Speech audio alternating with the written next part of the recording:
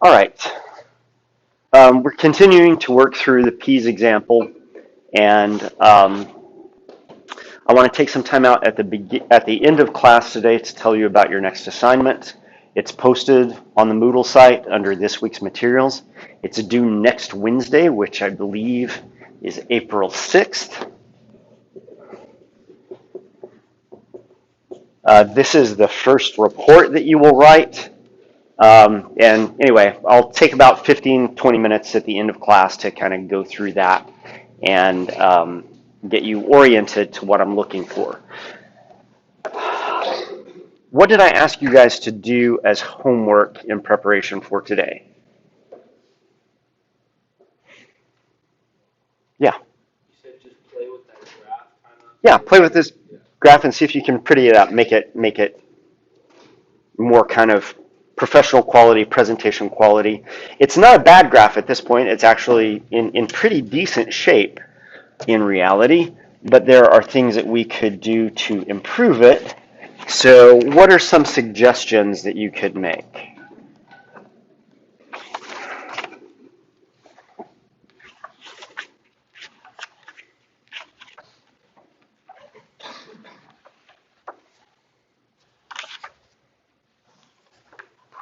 Cole, any suggestions?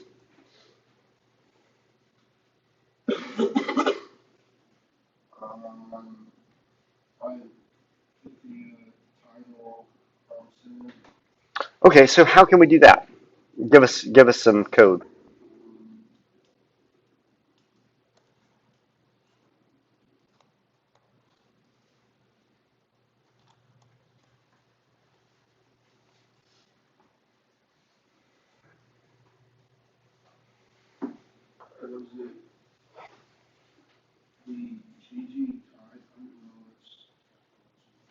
Wouldn't be GG title. That's where you're actually just telling it what you want the title to be. Who was able to center the title?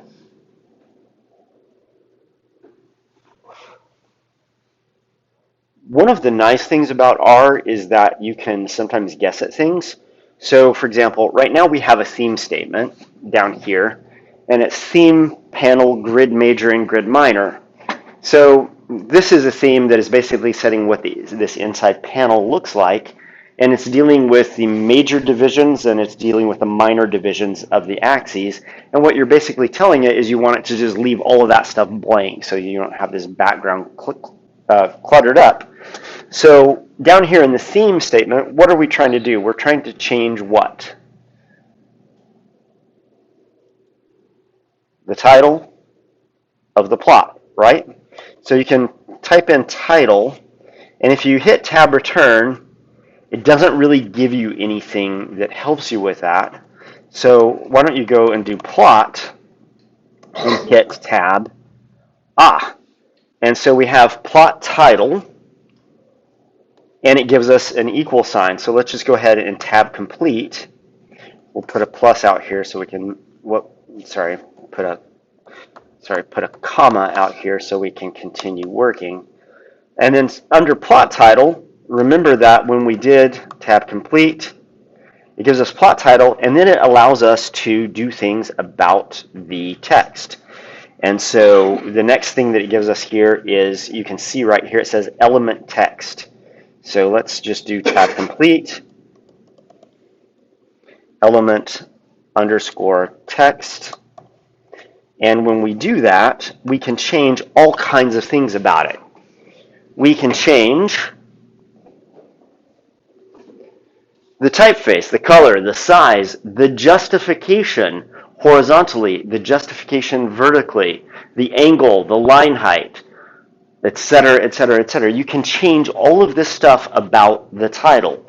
What's the thing that Cole said he wanted to change? He wanted to center the title. So that would be horizontal justification. So that would be HJust. And this would just be equal to 0.5. The way R references positions in graphs typically is from left to right. This is position 0 on the far left-hand side. This is position 1 on the far right hand side, and so position 0.5 is in the middle. So you can just put hjust 0.05, and what it should do then is it should justify the title. Let's run this and see if it did it. Boom, chicka boom, it did it. What else do we want to change?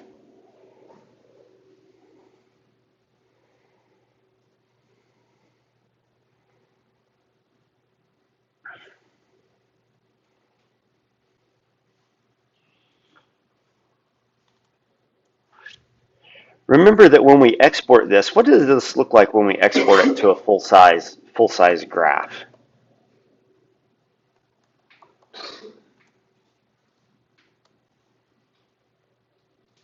Whoa, go back.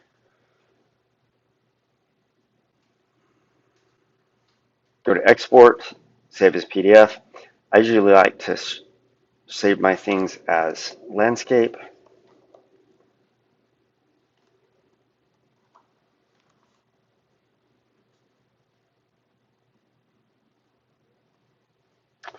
What do you notice about this figure?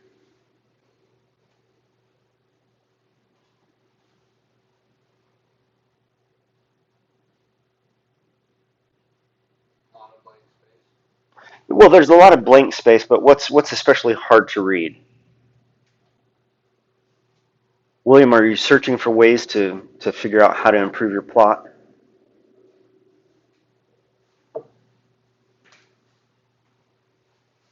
If you saw this, if you were to cut this out, so you're going to write a report here in a week and a half. You're going to probably do this report in Word. Let's pull up a Word document. Blah, blah, blah, see figure 1. And you're going to take that thing and we're going to insert a picture. We're going to insert a picture from a file and we're going to go and get that particular image.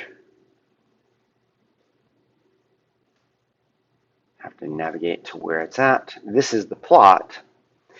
This is what the plot will look like in a Word document. And if you want it to be the whole width of the page, it's going to be this big. But if you actually want to save yourself some page length, you might actually want to make it smaller so that you can write text around it, etc., etc. What's the difficulty with this plot in the way it currently exists? Yeah, everything's just super tiny. You have to have young people eyes to see these things. So what's one of the things you certainly would want to do with this figure?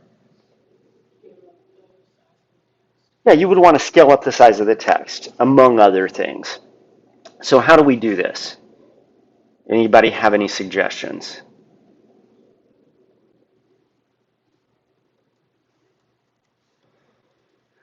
Are we going to be doing it in a theme statement, or are we going to be doing it someplace else?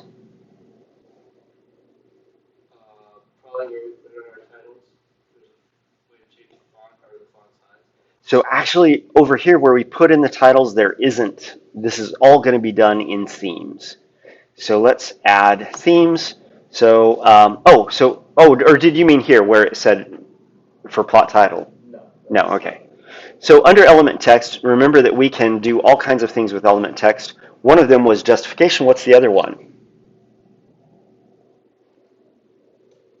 Another one was size. So we can change the size.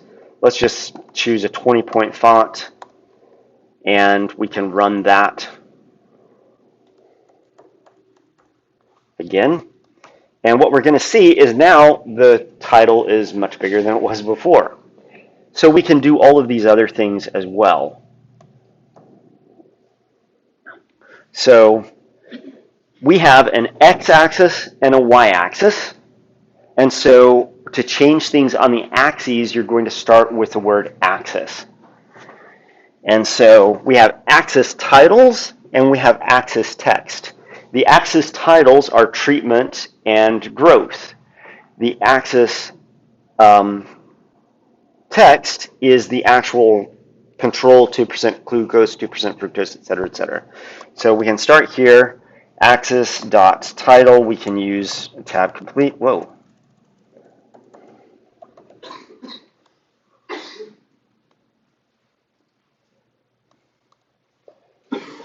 And we can basically say element text, and then we can change the size.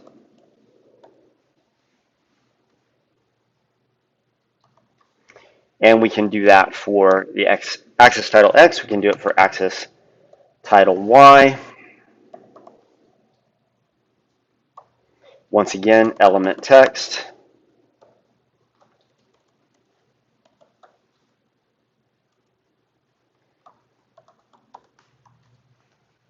And we can do it for, oh, and I'm forgetting to put commas at the end of each line to continue it onto the next line. Then we have axis text X, and this is going to be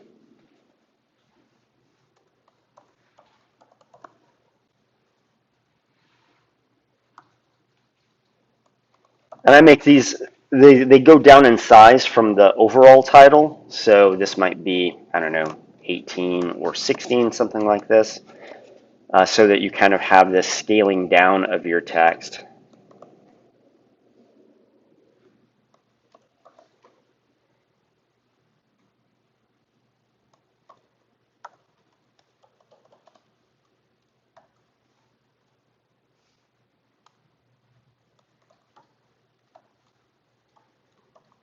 Now, when you change all these things, so I've basically added 4 new lines, corrected all my typos, hopefully. You've added 4 new lines, and these 4 new lines are designed to make the axis titles bigger and the axis labels bigger. And so one line for titles for X, titles for Y, text for X, and text for Y. Now, when you run this within R here in your RStudio package, what it's going to do is it's going to make your graph look terrible. But that's because you're squeezing this graphic into this little tiny window. If you blow this window up, you basically see that it scales in such a way. And then when you go to export this and you continue to save it as an external plot, what you will find is that that external plot now seems to not look any different.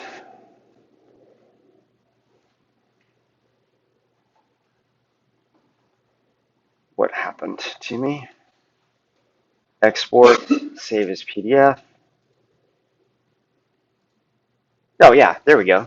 So now we have a figure where it's a little easier to read what's going on because we've essentially increased the font of all of these things. We haven't increased it so much that there's no space between these things. We could, in theory, increase these fonts even bigger if we wanted to make the graph even clearer when you import it into a document that you're preparing for someone. So all of these things are scalable, essentially. You can also change the font, so you could take these things and change them to family equals serif. And what this basically does is it changes it to a more kind of Times New Roman font for treatment in this case. So you have a great deal of control over the individual elements of what it is that you're doing in this graph. You can go and you'll notice that the markers for the plot are relatively small. They have little tiny dots. They're a little hard to see exactly where the mean is at. And so one of the things that you could do is you could go back up to G-on-point, and you can, of course, alter things like the size. So we could increase these to size equals 5. And when we run that, once again, now these markers are much bigger. You can change the shape of them as well. Maybe size 5 seems large, but it might not when we output it. we can change their shape to 21, and we can do fill equals white. And what this does is it gives you white bars or white circles with a black dot around them. But now you can see the confidence interval cutting through that, so it doesn't look very nice. But that's because we plotted error bar after we plotted points. So if we just take the error bar out, move it so that it appears before point, then clean up the space in between. One of the things about R is it plots things in order. So especially up here where you're dealing with the actual data, you want to always plot your error bar first and your point second, because it plots the error bar first and then it lays the point on top of that. And so there is an importance to the order in which you go about doing this. We made the widths of our error bars really small because we didn't like the way they looked when they were giant. But now we have the ability of knowing that we're going to output this to a PDF.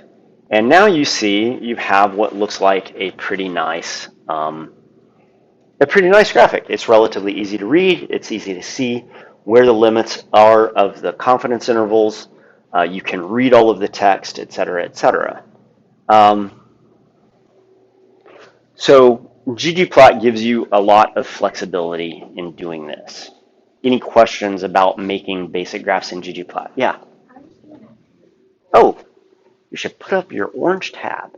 All right, so these X's are telling you where things are going wrong. So let's see, plot title, element text. Did you load all your packages and everything? Okay, so you've got one plot there.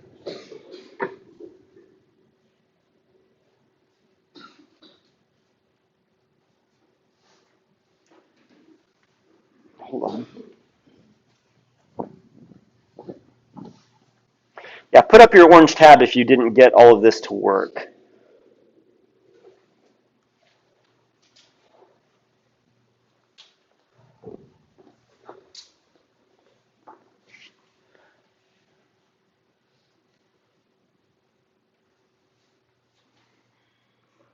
Why does that look exactly like what I have?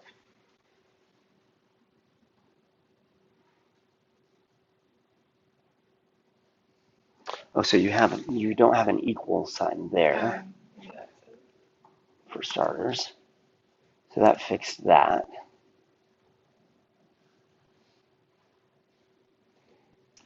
So go back and just delete size equals 20. No, the whole thing, yep. So, because you got your justification to run earlier. Let's see. Oh, wait. Da, da, da, da.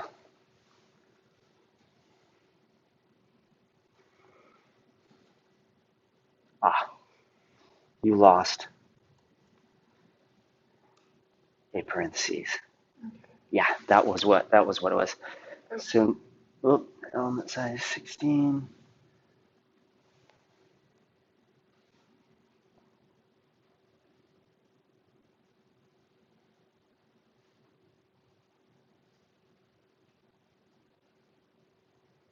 That's the Y one.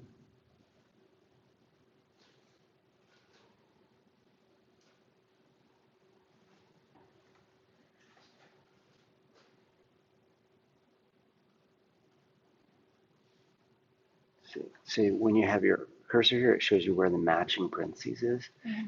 When you have the cursor here, it shows you where the matching parentheses is. So I'm just checking your parentheses.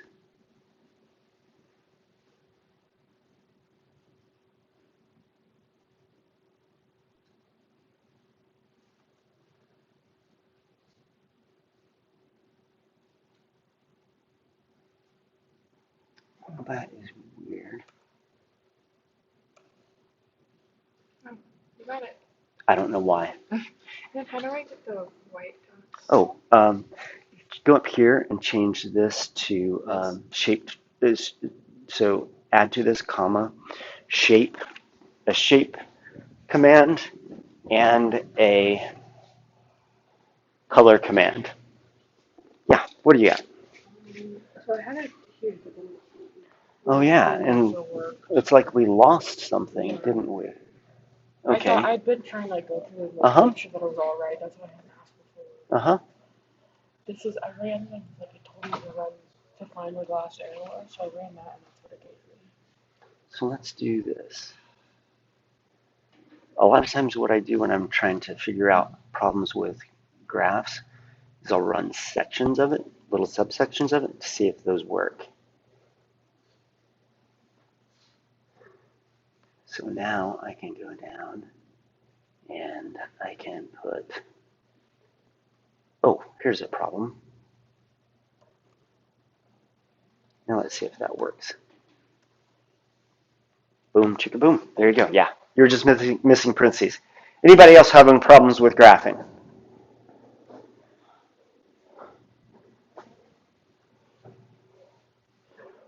Why did we spend so much time generating this one graph?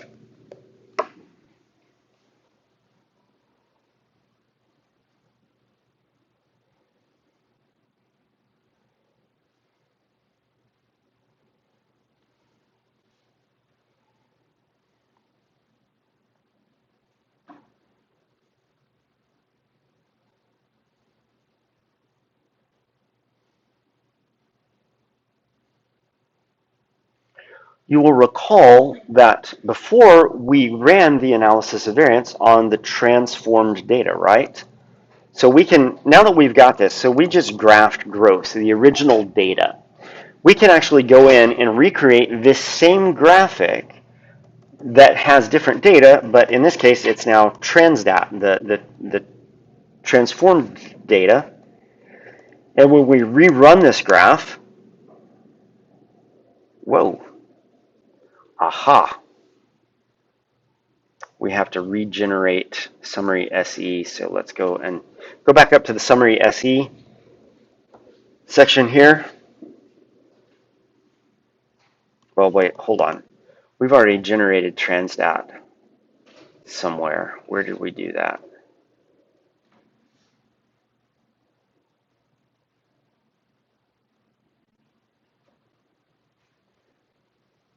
So in my line 92 in the Anova on transdat, I've already run summary SE. So I can basically come in and save that as something that will signify to me that it's the transformed data. I can rerun that so that I've now saved that. So now I can go back down here and instead of having, well, let's do this. OGraph is the original graphics. Let's copy this whole plot here all the way down to the end. Copy it, make a new graph of transformed data.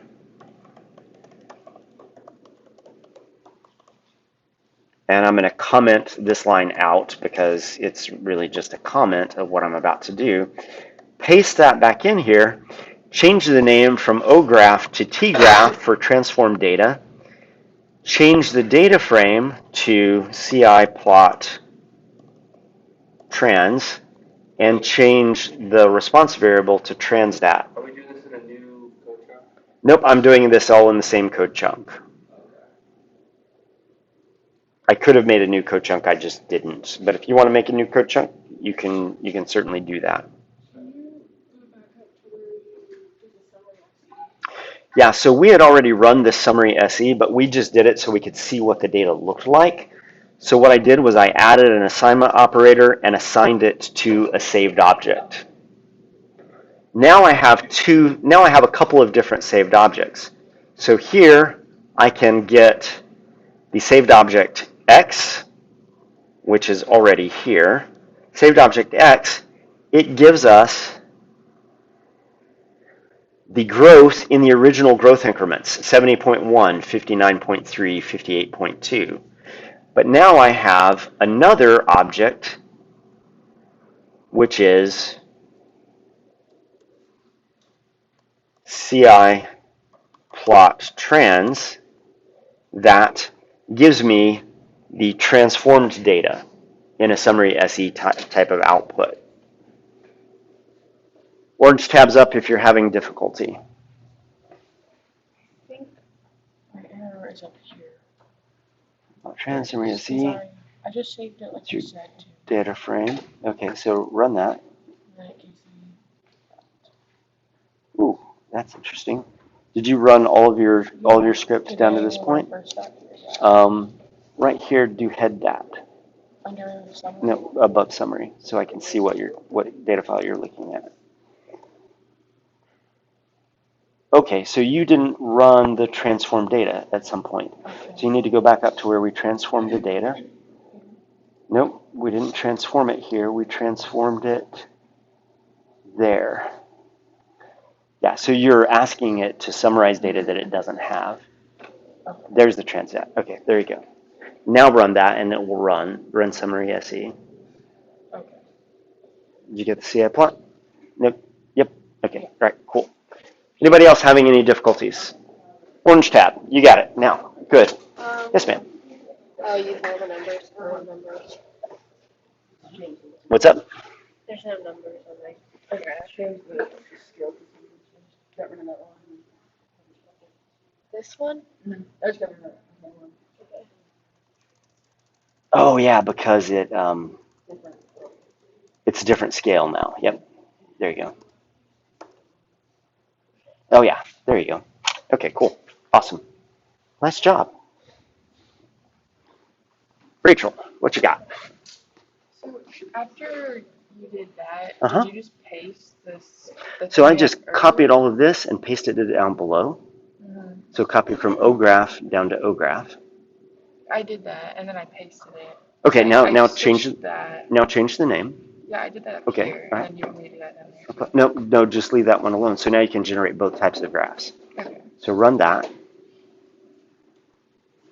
and then ask for it again, tgraph.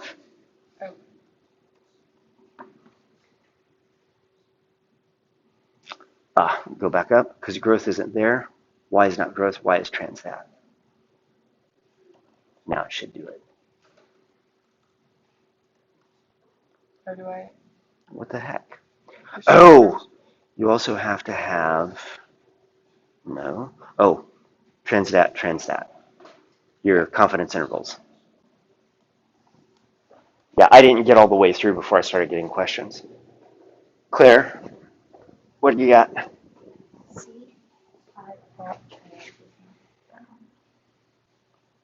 So did you generate it? Mm-mm. Okay, so go up to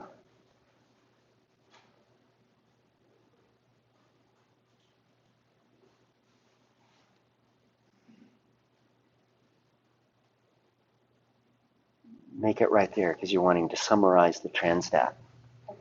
Okay? So once again, you're asking it to access something that you haven't given it yet. So when we make this new plot, we have to change things. We have to change the y variable, but then we also have to change the y variable on the confidence intervals as well. This is what Rachel just pointed out to me. So you have to, everywhere where there was growth before, you have to put in transdat. And if you do that, what you should get is a new graph that looks like this. So we can compare the original data graph with the transdat. And it's not giving us numbers because we need to comment out that scale continuous line.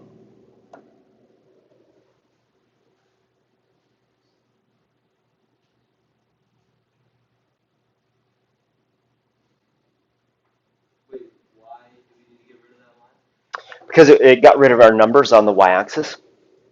Because you told it that it was looking for stuff from 0 to 100, and now it's looking for a wider range than what the range of the data actually is because it's transformed data. Yep, you can just comment it out. When I say comment it out, I mean put a hashtag in front of it. The line turns green, and that just means that R is not going to execute that line.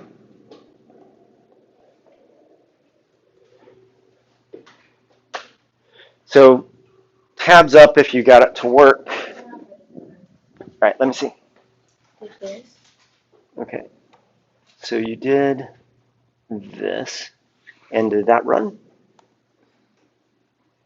Whoa. What just happened? I only want to run this one line. It ran all of that in one block. Why? Make this window a little bit bigger so I can see everything out to the side. Okay, all right. Okay, that's weird.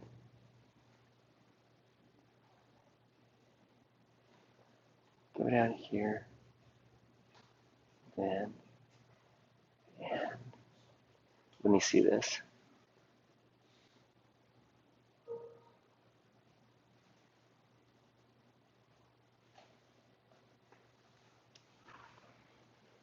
We'll do it line by line.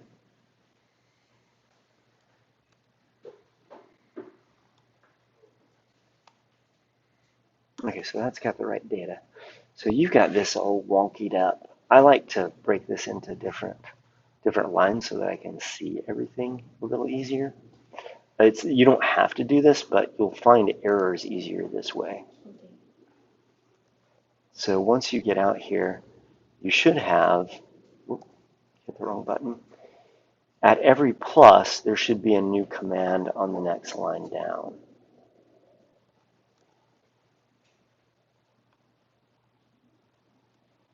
And the other nice thing about this is that I'll show this to the class in a minute.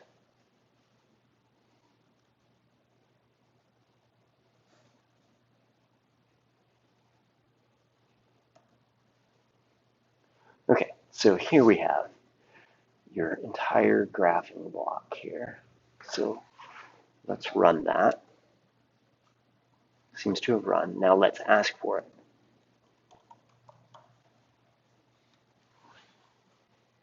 So you have growth. You need to change this to transdat for your confidence intervals, and then I suspect it'll go. Yeah. I have the same problem as someone else, so I kind of did mine all on one line. So Yeah. So yeah, keep the pluses on the line before. Yeah. So return after the pluses. Oh, okay. Oh, that. Yeah. So you guys will notice that as I'm doing this, one of the things that I've just gotten in the habit of doing over the years is I tend to break up code blocks into shorter lines. And the reason that I do this is partly so that I can see what I'm doing a little easier. But the other reason is that if I'm having trouble with getting a particular plot to run, what I'll oftentimes do is I'll go back in here and I'll say, okay, is the plot working up to this point?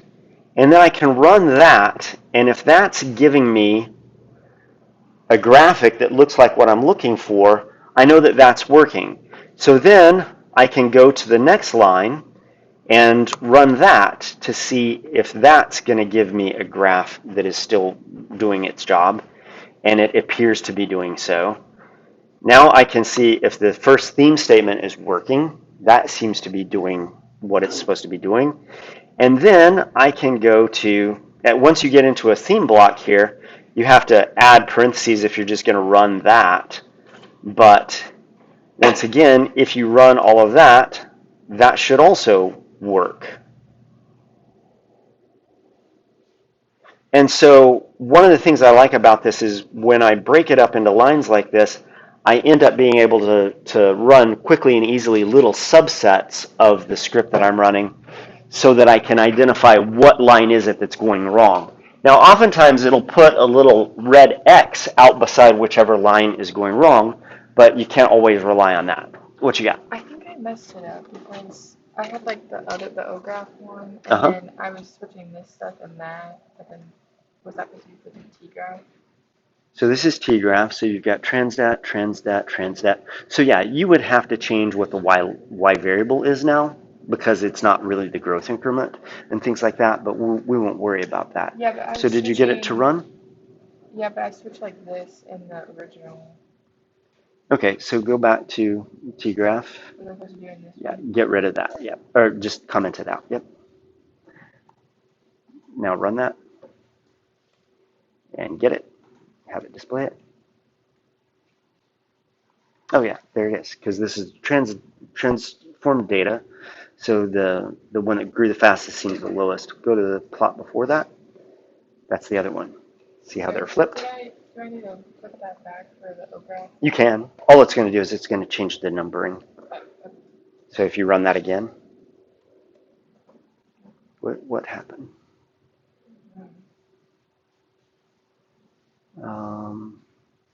Equals, not plus. Right here. Equals. There you go. Yeah, there it is. All it did was it just split that up into smaller divisions. Clara, your tab's still up. Yeah, what you got? Oh, you're good. Yeah. Oh. Tab down. Sorry. That's fine. Okay. So the reason, yeah. Put the grid lines back on here. Well, because I was running it in little chunks to show you how I go about evaluating where something might be going wrong. No, if I run the whole thing, so I was running subsets of it. If I go and run the whole thing, it gives it to me without the grid lines. And I don't know why I hate the grid lines. I just hate the grid lines. So if you like the grid lines, you can keep the grid lines on there, but I'm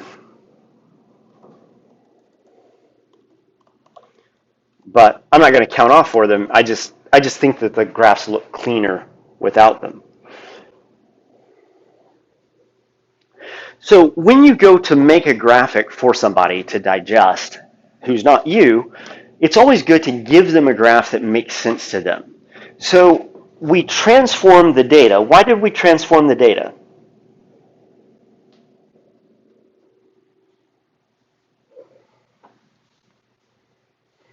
Yeah. To get more statistical power from the residuals when we were trying to determine normality.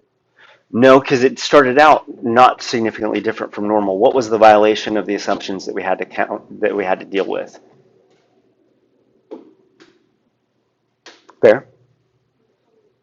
It was homogeneity of variances. So we had a homogeneity of variances issue, and that's why we transformed the data.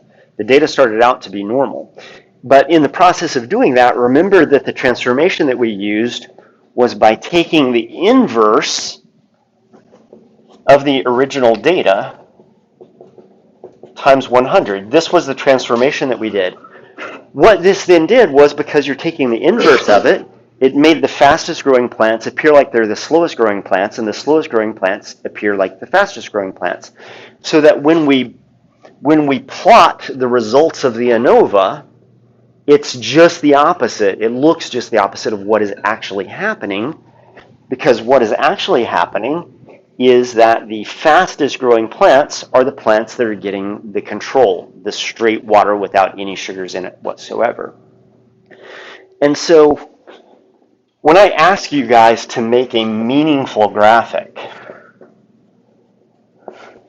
and you'll see me use this terminology, you've already seen me use this terminology a number of times. What I mean by that is not just a graph that tells you what the means and the confidence intervals are, but also it's a graphic that is really useful and intuitive for the person who's getting the data from you.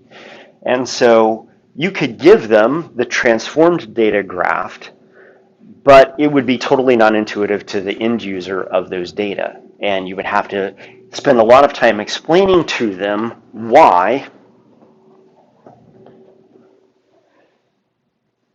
this graph here actually means that the control plants grew the fastest, because it's not intuitive. So the unfortunate thing, though, is that this is a graph of the original data.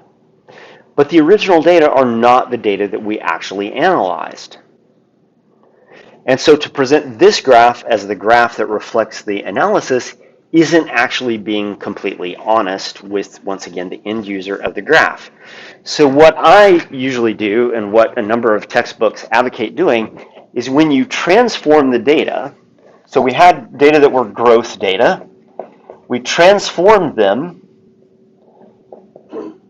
to the transformed variable that then satisfies the assumptions, but then when we go to create a graphic, we back transform the data, and that gives us growth. It gives us the data that are in the original units that we originally had the data in, but now the confidence intervals may be asymmetrical because when we back transform the means, we also back transform the lower limit for the confidence interval and the upper limit of the confidence interval. And if, for example, we were looking at data that were really skewed, we should expect the mean to be here, and we should expect 45 or 47.5% of the data to be on this side, and we should expect 47.5% of the data on this side, so that when we do a mean and a confidence interval graph, we might expect that confidence interval to be skewed. And when you back transform data, this is exactly what will happen. And when you do that, that actually gives the end user of the data, the end user of the analysis, a lot of information, because whenever you see a confidence interval that's skewed like this, it tells you that the underlying data were skewed like that, which is why you transformed the data to begin with. Okay? So how can we go about back transforming the data? We have summary data, don't we? Where do we have summary data at?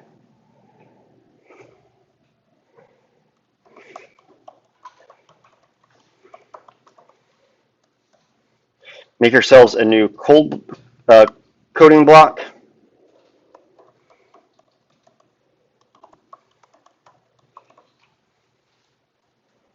Where do we have the summary data for the transformed data?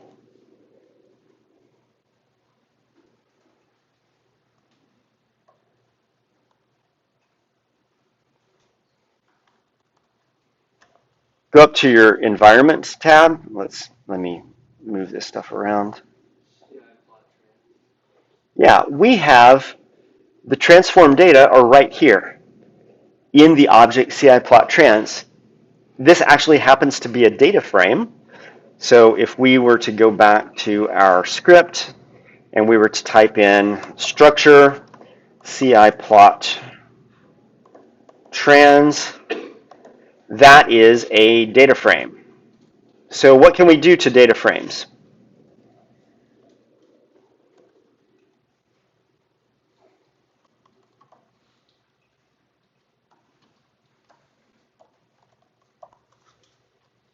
When I type in the data frame and a $, what am I telling it to do? Telling it to find columns there, but what we want to do at this point is we want to do what to this data frame?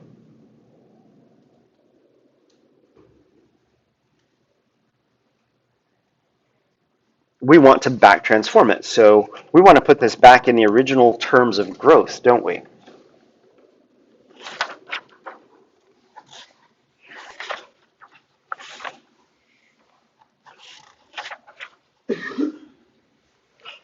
So we can do this by then using the assignment operator to then transform the transformed data back into the original data. And so in this case, this would just simply be 100 divided by CIplot transdat. Oh, but with a $sign in there. Okay? Is that all I need to do? I think that is all I need to do. So when you do that, whoa.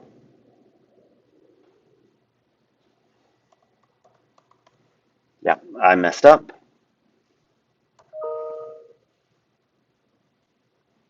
I am messing up all the things. I need to make sure that I'm referencing. Yeah. So you have to reference the data frame correctly. Now type in CIplot trans again, and what you will see is you will see that there is now a new column in your data frame. And this new column in your data frame is now back to the original growth. And notice that in your original growth figure that you made, the mean for control was about 70, and now it's a little reduced because of the transformation and the back transformation. And so what you've basically done is you've calculated a new set of means that correspond closely to the original set of means. So if we can do that for the means, we can also do this for the confidence intervals. Yeah? Whatever is not giving me that is Okay. So what's the data frame that you started with? what structure set. Okay, so let me show me what that looks like. Oh, is that it right there? So No, it's like that last one that you have there with Yep. CI and so CI plot trends equals $sign growth. Oh yeah, there it is. Yeah, that's right there. Oh, okay. Yep. Okay, no, it's just broken off. Oh yeah, because of the way I have mine blown up bigger so you can see. So if you mess with Windows in this, if I do this, it ends up looking like yours. Yeah, that's the only reason. Mine is wrapping around because I'm making everything bigger so you guys can see. So this basically back transformed the data. It took the transformed data and then put it back in the original units that it came in.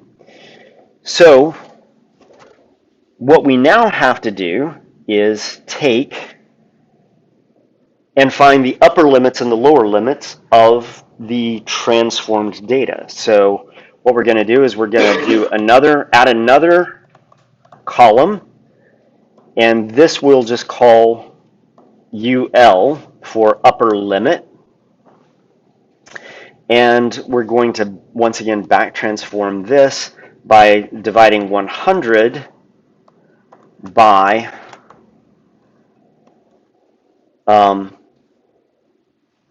CI plot transdat plus CI plot CI.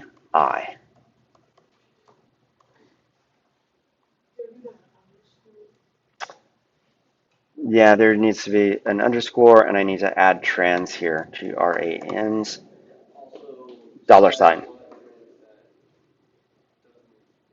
Yes, because it's trans, $sign, transdat. This is a problem with live coding, with students looking over your shoulder. The pressure gets to you.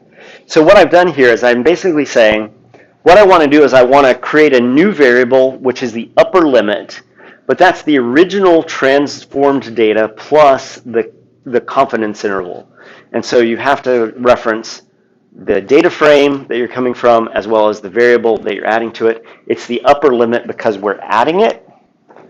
And if we run that, hopefully we don't get any errors. And when we look at that again, now we see that we have the transformed data, we have the new means, and we have the new upper limit for the confidence interval.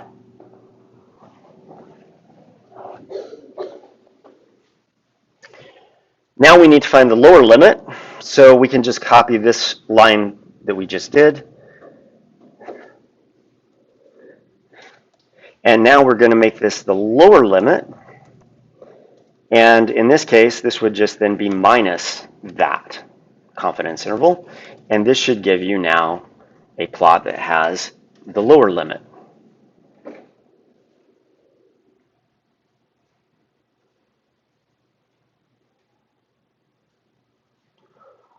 Oh, but guess what?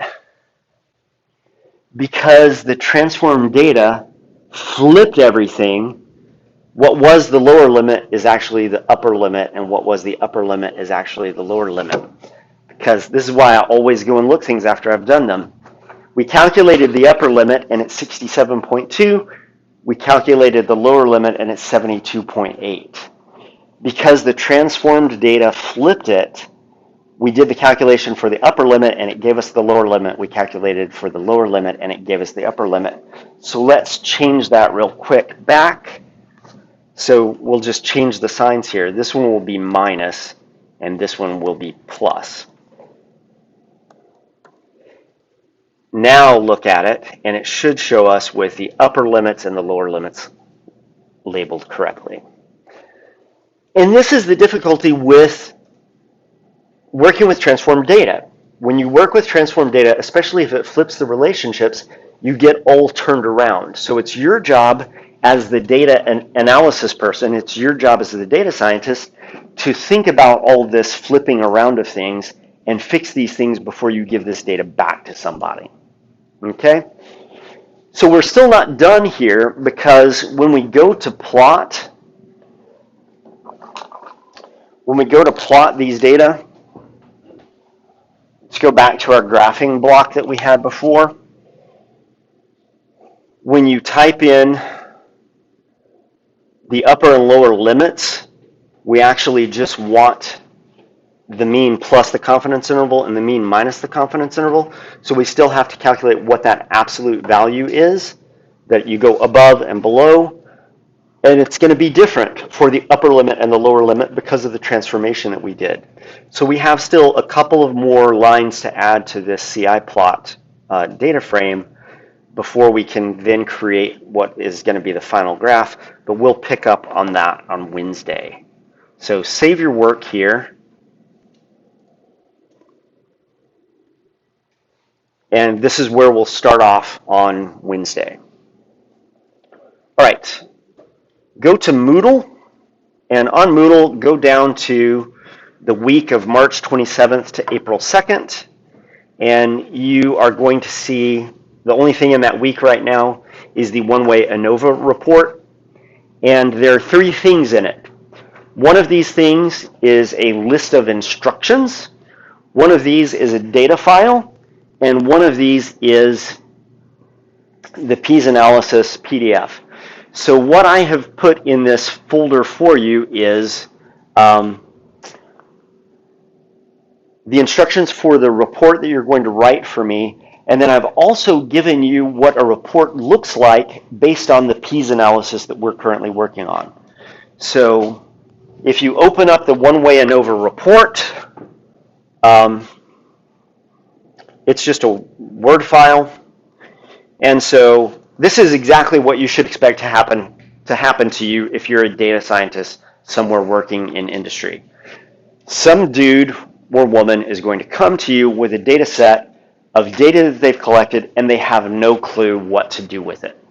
And so what I'm asking you to do is to put yourself in the mindset of an actual functioning statistician out there in the world. So I've tried to pepper the semester with examples that are not biological, because not everybody in here is a biologist. You guys are in business. We've had things from education. We've had examples from criminal justice. We've had examples from religion, marketing, et cetera, et cetera.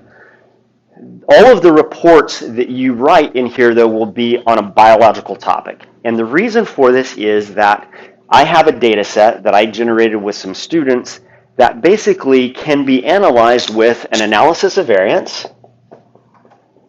It can be analyzed with a one-way as well as a two-way analysis of variance.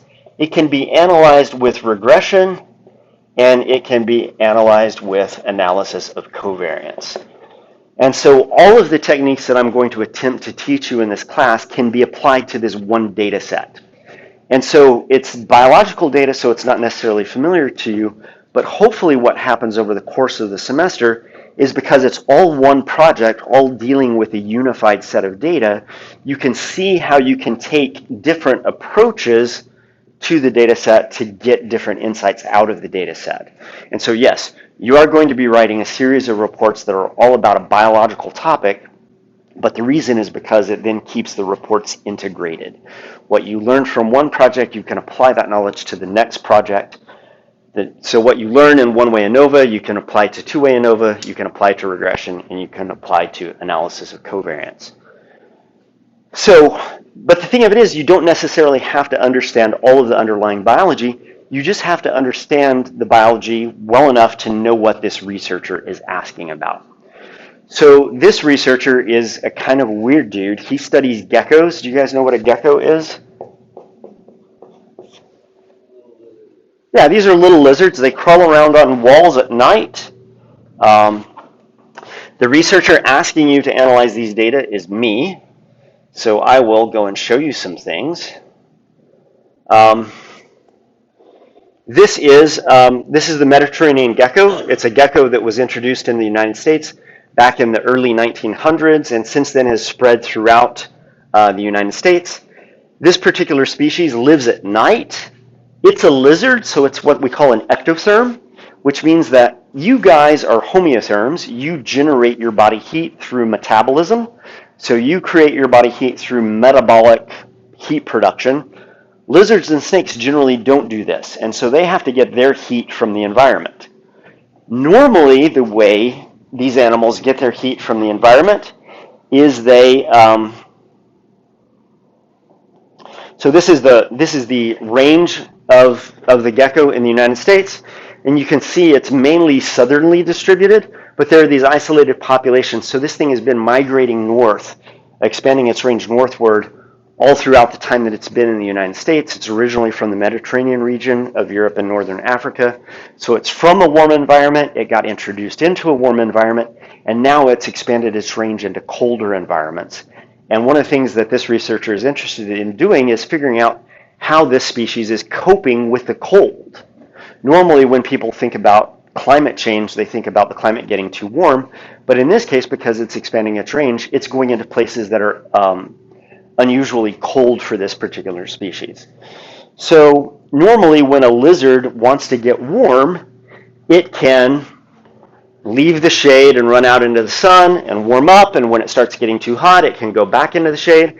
If the shade is even too hot, it can crawl under a rock, etc., etc. So these lizards basically do what we call behavioral thermoregulation. They moderate their body temperatures by doing behavior. Go into the sun when you're cold, come into the shade when you're hot, etc. But the problem with geckos is that they're nocturnal. There is no sunshade out there. It's just all dark all the time. So what happens with these lizards is they don't have as many opportunities to regulate their body temperature. If it's cold outside, there's no sunbeam to go and lay in and bask in and warm up. And so they have to cope with the cold in ways that diurnal lizards that are active during the daytime, they don't have those same mechanisms for coping with temperature changes. And so this is what this guy is interested in doing, is studying the thermal biology of these lizards that don't have the normal opportunities to regulate their body temperature like other lizards do. So what he has done is he has gone to 2 sites. One site is in Edmond, Oklahoma, and one site is in Galveston, Texas, and he has collected data on these lizards out in the field. And he collects a variety of different data types, but for this first project, what we're going to do is we're going to concentrate on body temperature. This is long-term data this is data actually from 1 year. This is 2018 data. What the dark red line is, this is the daily average high for Galveston. This is the daily high for Oklahoma City. This is the daily low for Galveston, and this is the daily low for Oklahoma City. And what you can see is that Oklahoma City at night in particular is consistently cooler than Galveston throughout the year. And the daytime highs converge on Galveston and Oklahoma City. They come together during the summer, but the difference in the daytime highs during the winter is also substantially different. So it's just generally colder for the most part in Oklahoma City, and it's definitely colder for a nocturnal lizard in Oklahoma City relative to Galveston. So what I did was I went to these 2 places. This is what my field sites look like. I'm a field biologist. Where do I hang out? Well, I hang out in urine-soaked alleys in Galveston. And this is Edmond, Oklahoma, where the University of Central Oklahoma is located, and there's a colony of geckos that lives there. And what we would do is we would go and we would find a lizard hanging out on a wall. We would take its body temperature, and then we would take the temperature of the wall right next to it to see if it was thermoconforming, if its body temperature was similar to the body temperature on the wall. And then we would take a series of randomly placed spots on the wall to get an assessment of kind of what the entire environment was like. And what we called that was environmental temperature. And then we brought them into the lab. We raced them down racetracks that measure their data, measure their speed really precisely. They run through these little laser gates. It breaks the laser, and that records the time. And then we also put them in thermal gradients. We put the lizards in this cold room where there's a heat source at one end and there's no heat source at the other end. And then the lizards position themselves in the thermal gradient depending on how warm they want to be. And this assesses whether or not they are finding temperatures in the field that they would like to be at. In this temperature gradient, they could essentially be any temperature from like 40 degrees all the way up to 110 degrees Fahrenheit. And so if they're hanging out in the middle, they're in the 80s to 90 degree Fahrenheit range. And so this tests what a lizard would prefer to be at if it had its choice. And so what we have coming out of this, is just a ton of data.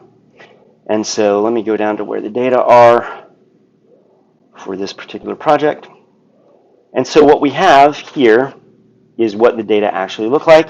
You can tell these look like R graphs because these are made by me.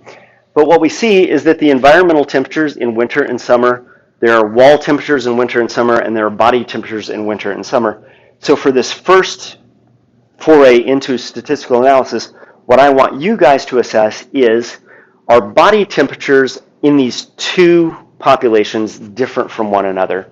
And so the data set that I gave you has all of this. The first thing that you're going to have to do is filter out the body temperature data so that you leave all of the other data around, leave the other data behind.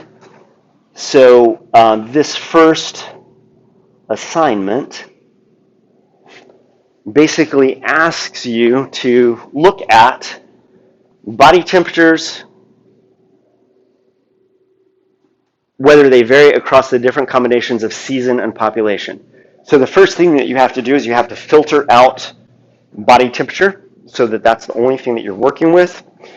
And I've given you the code to do that because we haven't really talked a lot about data manipulation. And then the other thing that you have to do is you have to combine, or maybe I've already done this in the data frame for you, but you need to make sure that the site and the season is together in one factor level. And then what you're going to do is you're going to do an Anova to basically test whether or not body temperature varies among these four conditions: Galveston winter, Galveston summer, Oklahoma City winter, Oklahoma City summer, and see if there are differences in the body temperatures of these lizards over those four different treatments. Do the Anova. If there are differences, do post hoc tests to test what is different from what. Generate meaningful graphics to communicate that. And then you have to write a report. So what you're going to turn in is you're going to turn in your R Markdown file. In your R Markdown file, I want you to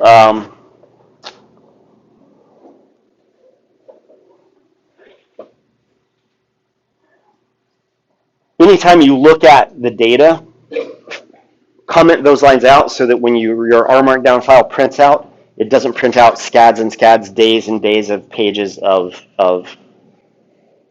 just data. So anytime you look at your data, even if it's a head this, head that, just comment those things out. You're going to want to do those things while you're doing this, but I don't necessarily need to see them in the R Markdown. But other than that, the R Markdown file will show me what you coded, and it will show me the results of that coding, including all of the graphs and everything. So you'll turn in an R Markdown file, and this will all be digitally, so you don't worry about having to print out pages and pages and pages of this. My P's analysis that I've been working off of, I think this is 25 pages or something.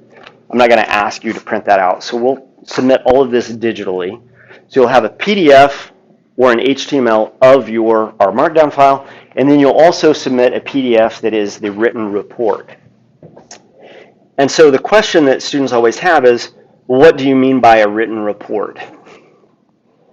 Well, this is a written report that I wrote to show you what I want you to be doing in the Gecko analysis. But this is on the P's analysis. We've spent a lot of time with this P's data set, so you know about this P's data set.